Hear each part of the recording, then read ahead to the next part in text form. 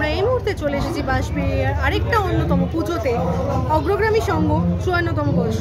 আমরা কথা বলে নেবো এখানকার পরিচালকদের কাছ থেকে, আর জেনে নেবো এখানকার থিমের ব্যাপারে, আর ঘুরিয়ে দেখাবো এত সুন্দর একটা পুজো। নমস্কার দাদা, কলকাতা নিউজ আপনাকে অনেক অনেক স্বাগত। এই ৫৪তম বর্ষের ঐতিহ্যতে আমাদের দর্শকদের কি বলবেন?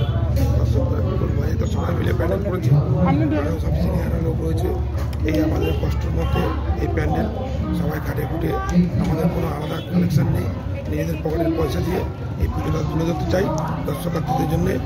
আমাদের এই প্রতিমা আবার শোভাযাত্রা করে, ঠিক আছে, আর বাদ বাকি আরও আছে উনি বলবেন। আচ্ছা, আমাদের দর্শকদের শুভেচ্ছা বার্তা কি দেবেন?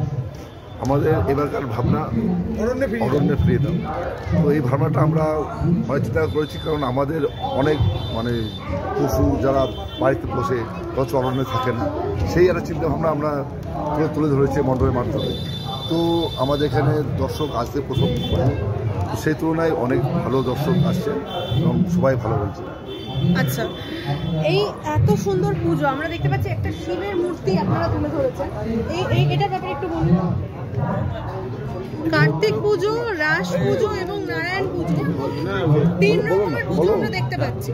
কার্তিক পুজো, রাস যাত্রা, এটা আপনাদের নটরাজ পুজো। শিবের অনেক রূপ হয় তো। হ্যাঁ, কার্তিক পুজোয় কেন নটরাজ পুজো হয়? এবার কার্তিক পুজোর নামে। আচ্ছা, ঠিক আছে, এখানে অনেক রকম পুজো হয়, নারায়ণ হয়, এটা বাঁশবেড়িয়া উৎসব, বাঁশবেড়িয়া একটা ঐতিহ্য। এখানে শুধু কার্তিক পুজো নয়, এখানে সব রকম পুজো হয়।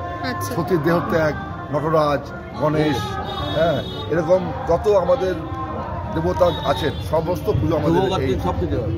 আচ্ছা, অসংখ্য ধন্যবাদ। রাসার মতনই আমাদের এখানে সব প্রতিমা দেখতে পারবেন সবাই। হ্যাঁ, এটা আমাদের অনেক পুরনো।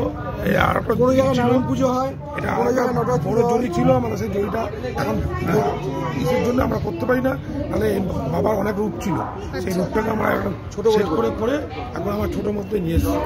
বাবার এই রূপই থাকবে, এবার এর মধ্যে দিয়ে অনেক রকম আমরা সাজাতে চেষ্টা করবো। সেটা যখন যারা প্রতিমা বানায় তাদেরকে দিয়ে এটা চেষ্টা করি আমরা ভালোভাবে মানুষকে দর্শককে দেখানোর জন্য চেষ্টা করি। অনেক অনেক ধন্যবাদ দাদা আপনাকে। আমরা দেখলাম একটা অন্যতম পুজো, আপনাদের দেখিয়ে চলছি আরও পুজো। দেখতে থাকুন, চোখ রাখুন কলকাতা নিউজ।